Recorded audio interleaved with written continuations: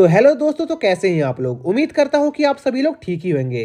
तो अगर आप लोगों ने अभी तक इस सीरीज के पहले पार्ट को नहीं देखा है तो उसका लिंक आप लोगों को डिस्क्रिप्शन में मिल जाएगा। आप वहां पर जाकर देख सकते हैं। तो ज़्यादा टाइम न वेस्ट करते हुए चलिए इस वीडियो को शुरू करते हैं। तो इस पार्ट की शुरुआत में हम सोफी को देखते हैं, जो कि वही लड़की थी जिसे फैंगमी ने नहाते हुए देखा था। और सोफी मास्टर फू के नए डिसाइपल से मिलने के लिए काफ़ी ज़्यादा एक्साइटेड होती है, क्योंकि उसने अपने दोस्तों से मास्टर फू के नए स्टूडेंट की काफ़ी ज़्यादा तारीफ सुनी थी। जिसके लिए सोफी सैन के साथ उस स्टूडेंट से मिलने जाती है, जहां पर सैन सोफी को फैंगमिन से मिलाने ले जाता है। और फैंगमिन को वहां पर देखकर सोफी काफ़ी ज़्यादा हैरान थी, क्योंकि सोफी फैंगमिन से एक बार पहले फॉरेस्ट में मिल चुकी थी। तभी सैन सोफी को वहां पर छोड़कर किसी काम से वहां से चला जाता है, जो देखकर सोफी फैंगमिन के पास मौजूद फर्नेस पर अटैक करती है, जिससे चौंककर फैंगमिन तुरंत वहां से दूर हट जाता है। लेकिन तभी सोफी के अटैक की वजह से वो फर्नेस ओवरलोड होकर फटने वाला होता है, पर फैंगमिन सही समय पर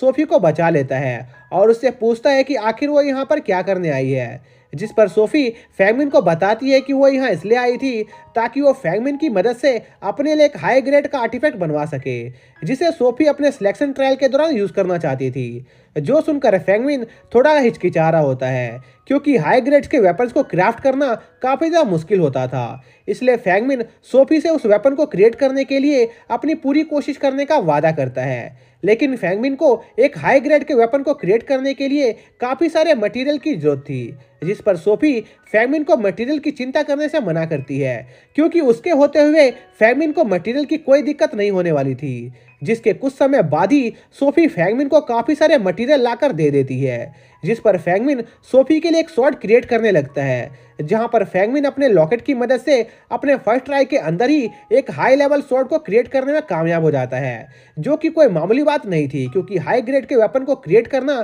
काफ़ी ज़्यादा मुश्किल होता था। तभी फैंगमिन सोफी को वेपन ट्राई करने को देता है, जिस पर सोफी देखती है कि फैंगमिन का क्रिएट किया हुआ वेपन सच्ची में काफ़ी ज़्यादा बढ़िया था। इसी बीच उस हॉल से दो आदमी आपस में बात करते हुए जा रहे होते हैं, जहां पर एक आदमी अपने साथी को अपना स्प्लिट बीस्ट दिखा रहा होता है, जो कि उसे कुछ समय पहले एक जंगल के अंदर मिला था। जिस पर सैन फैंगमिन की स्वॉर्ड को टेस्ट करने के लिए अपने मैजिक से उस बीस्ट को काफी ज्यादा बड़ा और पावरफुल बना देता है, जो देखकर उस स्प्लिट बीस्ट के ऑनर वहां से डर कर भाग जाते हैं। इसी बीच वो बीस्ट सोफी और फैंगमिन पर हमला करने आगे बढ़ने लगता है, जो देखकर सोफी फैंगमिन को प्रोटेक्ट करने के लिए उसके सामने आ जाती है और उस स्वॉर्ड से उस बीस्ट पर हमला करती है। पर वो बीस्ट सोफी के सभी अटैकों को डॉज करके उस पर हमला करने वाला होता है, जिस पर सोफी उस स्वॉर्ड की मदद से उस बीस्ट के अटैक को रोकने की कोशिश करती है। पर उस बीस्ट का अटैक काफी ज्यादा पावरफुल होता है, जिस वजह से उस स्वॉर्ड में क्रैक्स आने लगते हैं। पर सोफी किसी तरह उस बीस्ट के अटैक को रोक लेती है।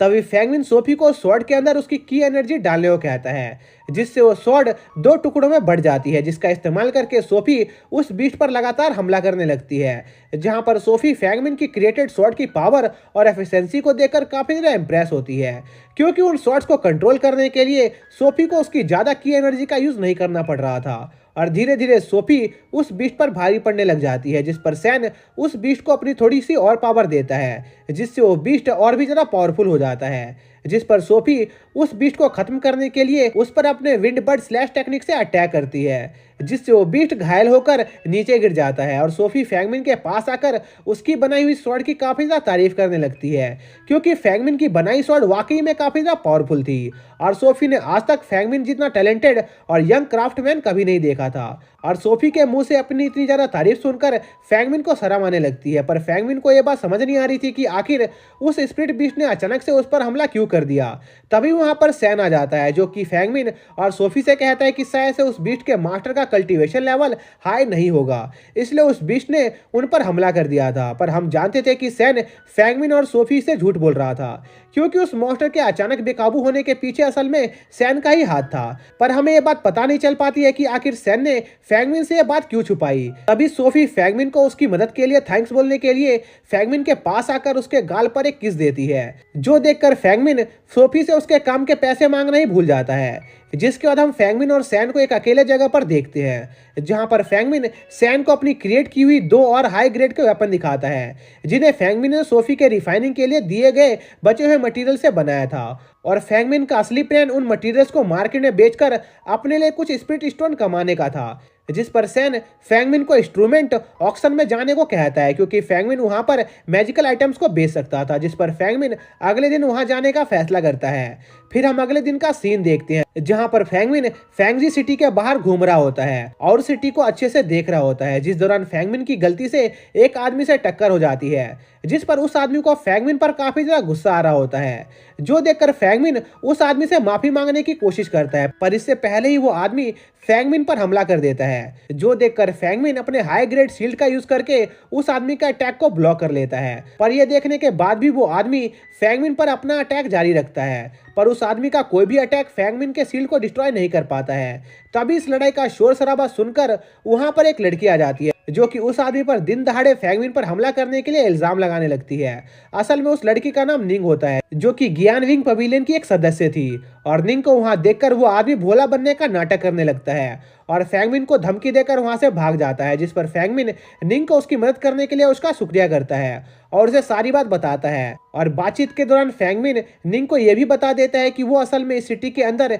इंस्ट्रूमेंट शॉप को ढूंढते हुए आया था, क्योंकि उसने सुना था कि वो यहाँ पर अपने हाई ग्रेड के वेपन्स को बेच सकता है। जो सुनकर निंग फैंगमिन को उसके साथ उसके ज्ञान विंग पवेलियन चलने को कहती है, जिस पर फैंगमिन मिस निंग के साथ उनके ज्ञान विंग पवेलियन जाता है, जहां पर फैंग को पता चलता है कि मिस निंग भी उसकी तरह वेपन बेचती है, जिस पर मिस निंग फैंगमिन को बताती है कि वो असल में सिर्फ मैजिकल वेपन को बेचती ही नहीं है बल्कि उन्हें खरीदती भी है। जो सुनकर फैंगमिन काफी ज्यादा खुश हो जाता है, लेकिन फैंगमिन को यह बात पता नहीं होती है कि आखिर उसके मैजिकल वेपन की क्या कीमत थी, इसलिए फैंगमिन मिस निंग से उसे उसके मैजिकल वेपन की कीमत बताने को कहता है, जिस पर मिस निंग फैंगमिन को बताती है कि फैंगमिन की जो मैजिकल शील्ड है वो काफी ज्यादा हाई ग्रेड का वेपन है, जिसकी कीमत मार्केट के अंदर फैंगमिन को आसानी से 500 स्पिरिट स्टोन जितनी मिल सकती है। जो सुनकर फैंगमिन काफी ज्यादा हैरान था, क्योंकि उसके बनाए हुए वेपन की मार्केट में इतनी ज्यादा कीमत थी। साथ ही फैंगमिन को थोड़ा दुख भी हो रहा होता है, क्योंकि फैंगमिन ने सोफी को अपनी बनाई हुई स्वॉर्ड सिर्फ 200 स्पिरिट स्टोन में दे दी थी, जबकि उसकी असली कीमत